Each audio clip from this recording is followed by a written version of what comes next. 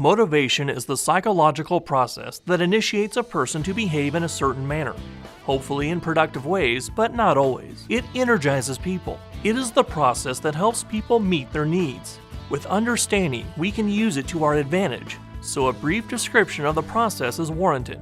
As a tangential issue, you will note that there isn't any provision for motivating others, only for providing opportunities for them to become motivated to motivate themselves.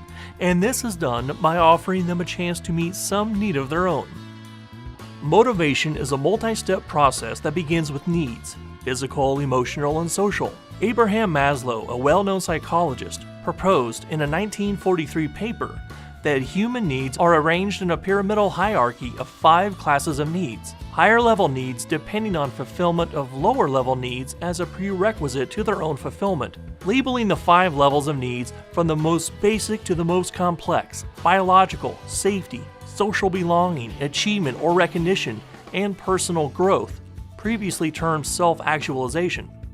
There are probably many different ways of classifying and/or describing our needs, but Maslow's works, as well as any other, probably better than most. The process of motivation begins with needs.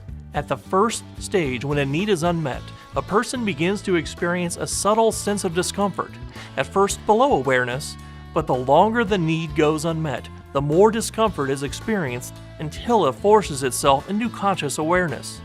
If the unmet need is lower on the hierarchy, it trumps unmet higher needs. For example, if a person's biological need for food is unmet, it will ultimately demand attention to the exclusion of needs for security or recognition.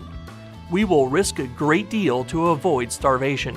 When the second stage of clear discomfort is reached, we embark on the psychological process of identifying and labeling the source of our discomfort, as in labeling the pain in my stomach as hunger.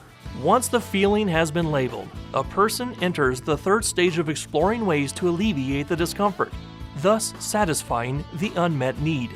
A person typically identifies 2 or more ways of meeting a need. The fourth stage is to evaluate the list of alternative paths to satisfying the unmet need. That is, to filter the alternative actions through our various sets of values.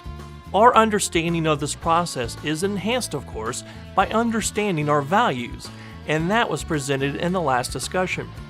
The best or most preferred way of meeting the unmet need, the highest priority value, is typically selected. But if there are unreasonable or insurmountable obstacles present, then the next best is typically selected. The fifth and final stage is to finally act or behave in a way that will actually satisfy our unmet need. Some might refer to the entire process of activating behavior to meet a need as motivation. Furthermore, some might refer to the feelings associated with drawing discomfort to our attention, or encouraging a repeat of the behavior through experienced positive and reinforcing behavior as emotion. The significance of this presentation is that it might help you to discover how you experience your needs, options you have to meet your needs, and the ways you most value to meet your needs. Don't let them just happen, but consciously select those that will best serve your mission in life.